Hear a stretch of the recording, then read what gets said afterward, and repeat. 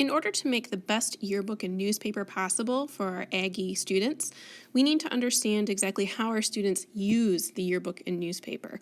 And that's where P1 and P2 yearbook and newspaper functions come into play.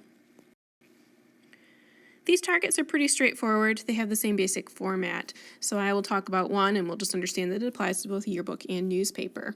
At the 1 level, success with a little bit of help, or you can consider this just starting, you can recite the functions of the yearbook and newspaper, meaning that you compare it back what I'm about to show you.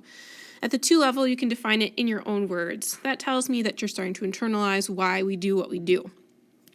At the 3 level, this is proficiency, what you should be able to do, you can actually tell me not only what those functions are, but the implications of those functions. In other words, what does that mean for us in terms of our work? What do we need to do because of the functions and how our students use the yearbook and the newspaper? And at the 4 level, and you're going to find that your work will lead you to be able to do this naturally, you can take those implications and you can apply them. So not only do you know what the functions of the yearbook and newspaper are, but you can take those functions into account as we make decisions about what to include and what not to include in our yearbook and our newspaper this year. The functions for a yearbook and for a newspaper, in many cases, are very similar. They both revolve around education here, and I'm not talking about us teaching the students, I'm talking about you. You are learning how to make these. This is a long-held tradition within schools, having a yearbook and or a newspaper class. And it's about you learning the skills that go into the production of a newspaper and a yearbook and all the other things that go along with it, including marketing and design and photography and writing. Okay, so that first function is really just for you. And as we're thinking about the work that we do, we should be thinking too, what can we do to improve your skills? And that means sometimes pushing the box. We don't want to do the same thing that we've been doing every year. We want to try to improve because that will improve you as well. Both the yearbook and the newspaper are also about reference. In this sense, people can look back at a newspaper and they can look back at a yearbook to gather specific facts. They might want to look up the scores of a game or the record of a team overall. They might want to look up who taught in the school in a given year. In that sense, we're using the yearbook and the newspaper very much as you would use an encyclopedia or a dictionary, where we're looking at them to gather facts. In a related form, both the yearbook and the newspaper are about history. Now, I would separate reference and history in the sense that reference is very cold cut. History isn't just what happened, it's the emotions that were created. So it's not just who taught, but it's how students felt about the teachers who were teaching at the school in a given year. It's about how students felt when they had a winning record in volleyball. It's about how students felt when they attended prom for the last time at a certain location. We're gathering not just what happened, but the emotions of the piece. And we can do that in both the yearbook and the newspaper. From here, the functions start to diverge a little bit. Traditionally, a yearbook is about memories. And in here, we're thinking not just the history of the school overall, but individual students' memories.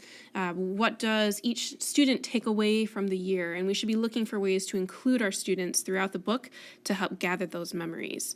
The yearbook is also about public relations in the sense that this is a tool that we can show prospective students to show what clubs and sports we offer, how our students feel about our school and about the activities that go on with it. A newspaper, on the other hand, typically can be about entertainment. We're looking for stories that our students will find interesting, even if it's not necessarily long-term about their memories or about public relations. Opinion pieces might fall under that. And newspaper traditionally is also about advertisement. If you pick up any print version of a newspaper or you go online to the Lansing State Journal, you'll see that there's a lot of advertisement going on. It's a major form of how people gather and share what they're selling and what they're looking for. Now, in a high school setting, we may have a little bit less of that, but we've certainly featured some job searches before, and we will continue to do so. So those are the basic functions, and now we need to consider some of those implications and questions we can ask ourselves. When we're thinking about implications, we might want to ask ourselves why it's so important to make sure all names and facts are correct in the yearbook. If we are using our yearbook and our newspaper too as a reference, as a tool for gathering the school's history, it's important that these things are correct because we want to make sure that in future years we can look back at this information and know that it is still correct. We're actually looking at accurate history, or as accurate as we could make it. Why should every staff member participate in every aspect of yearbook and newspaper? Well, that's about education, right? You're not going to learn everything if you don't partake in everything. That's why it's so important that you take your own pictures, that you write your own stories, that you make your own designs, else you're not taking away what you should be from this class. Should a yearbook or newspaper include a story on a tragic accident? Is it a part of our history, part of the memories that we make in a given school year? Absolutely. Does that mean that we need to include every nitty-gritty detail? Maybe not. You've got to think about public relations here too. But that doesn't mean that we don't acknowledge losses, acknowledge bad things when they happen. That is a part of what makes us us. Should a yearbook or a newspaper include a negative toned story? Well, again, this one can depend a little bit here, right? We don't want to show our school in a negative light if we're using it as a public relations tool, but at the same time, it's important to offer accurate information, and so sometimes we might include that. If you are going to include it, we want to make sure that we offer multiple perspectives, right? So not just well, the rules are terrible because article, but also a perspective from someone who thinks the rules maybe aren't so bad. I'd ask you, as you're going forward in your work, to consider what implications are most important to you and why. We will lean towards some of the functions versus others, and that's okay. Certainly, advertisement will be a low priority for us. What others might be a low priority will be determined by our class this year as we ponder the functions and make proposals about what types of information we'd like to feature in the yearbook.